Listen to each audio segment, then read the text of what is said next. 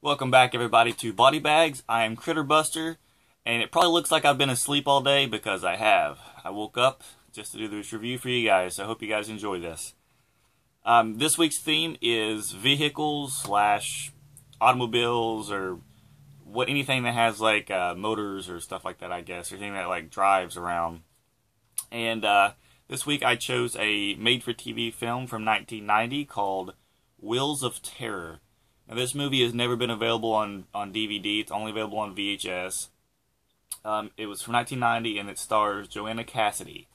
And a lot of people may think that this isn't necessarily it's not like a killer car movie or anything. The car is just itself. It's because somebody's driving the car.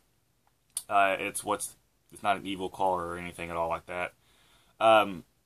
Basically, the story is there's this guy driving this black sedan, and the windows are completely blacked out. You never ever see the guy inside the car, or girl, I guess, but you never see the person inside the car at all. Not even a shadow, not a hand out the window, nothing. You never see anything from it. All you see is just the car itself. Now, this guy or the person inside the car, he likes to stalk children outside of their school, outside their house, and he kidnaps them, abuses them, and kills them. Now, Joanna Cassidy's character, she plays a school bus driver, and her daughter rides the school bus. Like, she picks her up on the school bus and then takes her home after everything is done. And one day, after about 3 or 4 children get kidnapped by this guy, and police are searching for him and everything like that, this car starts following the school bus, and the car picks up the Joanna Cassidy's daughter and kidnaps her. And Joanna Cassidy is driving the school bus at the time, and she decides that she's going to chase down this car. Now, this happens at about the 40-minute mark, where the school bus, or I cannot talk, man. The school bus starts chasing the black sedan car, trying to get her daughter back. And this happens about the 40-minute mark, and it lasts for the rest of the movie. I swear this has the world's longest car chase in the history of film. I mean, the movie is probably about an hour and 20 minutes, and at the 40-minute mark, the car chase starts, and it doesn't end until the movie ends.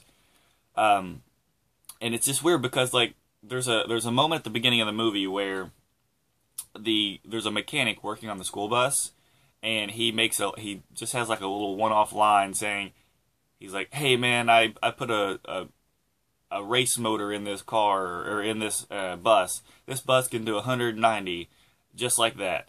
And then there's no mention of it. And then of course, once the chase starts, you're like, how is this tiny little school bus, because it's like one of those short school buses too, it's not the long normal kind.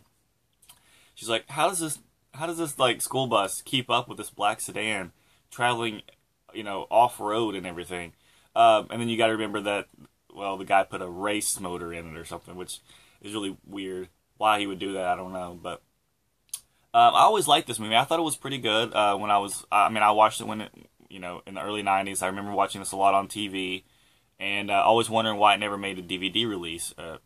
But apparently it's owned by Paramount, and they probably have no plans to release this at all. So your only hopes of finding it is maybe a VHS copy or a DVD-R like I got here. Now, once the chase starts, it gets really interesting because you keep thinking that something's going to happen. Like, the chase goes on for about 10 minutes, and then there's like a pause where both vehicles stop, and sorry. Both vehicles go on, they stop, and you think something's going to happen. And then the chase continues again. Then they stop after about 10 minutes later, and you're like, okay, the chase is finally over, something's going to happen now. And then the chase goes on again and again and again. There's a lot of point of view from inside the car, looking out toward everything, like stalking the children, stalking behind the bus and everything. It's just a lot of point of view from inside the car. The car is what makes this movie, I think. If it wasn't for the type of car they have, it would be the most boring movie ever. But I think this car is really neat car. The way they use it and everything is really cool. And Now, something that made me laugh at the end of this movie, I'm just gonna go ahead and tell you about the ending of it. So if you don't want to know how it ends, then just go ahead and stop listening now. But at the very ending of it, while the school bus is being chased by the black sedan, the school bus rams the side of the car and knocks it off a cliff.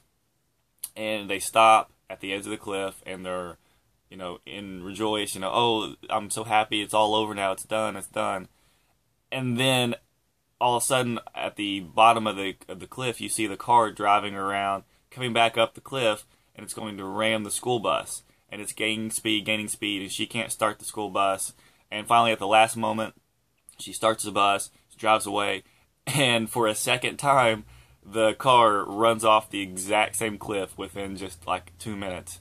And this time, instead of just falling at the bottom of the cliff, it kind of like flies really far off and lands into a big box of dynamite that says explosives on this giant box. Yes, the box is labeled explosives just so that the car can land in it and explode.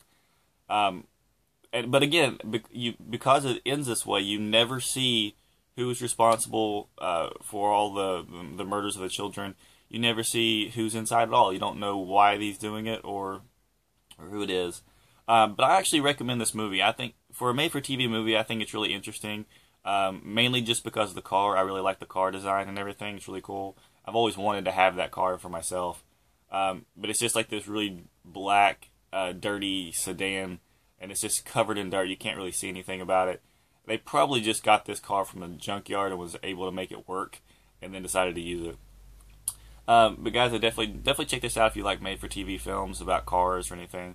So this is Wheels of Terror from 1990. It was directed by Christopher Kane, and I don't think he went on to do much else. I don't think he even made any other horror films at all.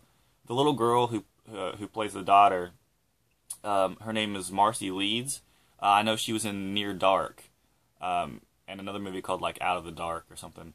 But apparently, like nobody can find her to do reunions or anything for Near Dark reunions. But she did a really good job, and I thought she did a great job playing the daughter. But guys, again, check this out if you like made-for-TV movies. Wheels of Terror from 1990. Hope you guys enjoyed this review, and see ya.